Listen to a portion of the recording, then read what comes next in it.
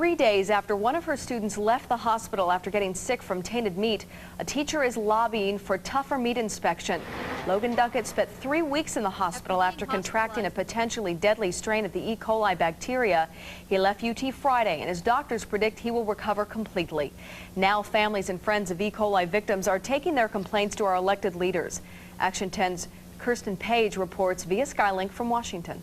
To relieve his anxiety. Each of these hamburgers is for every senator on Capitol Hill.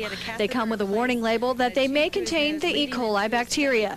The Senate is considering legislation introduced by Majority Leader Bob Dole that would delay tougher meat inspection standards.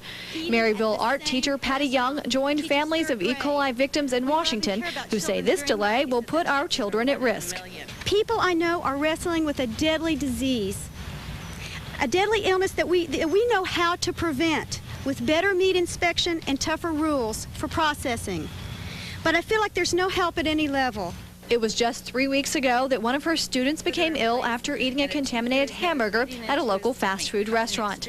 Shortly after, a colleague was also stricken after eating at the same place.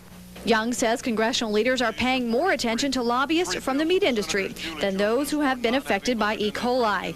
Jan Sowerby, who lost her 2-year-old son, agrees. It really breaks my heart and frustrates me that I come down here today and I meet a school teacher from Tennessee who speaks today and says this is going on in Tennessee right now.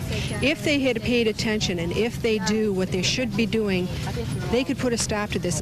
Senator Dole added an amendment to his bill that would cover food safety emergencies. But Young and other critics say the wording is too vague and is not enough to protect others from the deadly bacteria. In Washington, Kirsten Page, Action 10 News. Now, 5 East Tennesseans have gotten sick in the last month from tainted beef.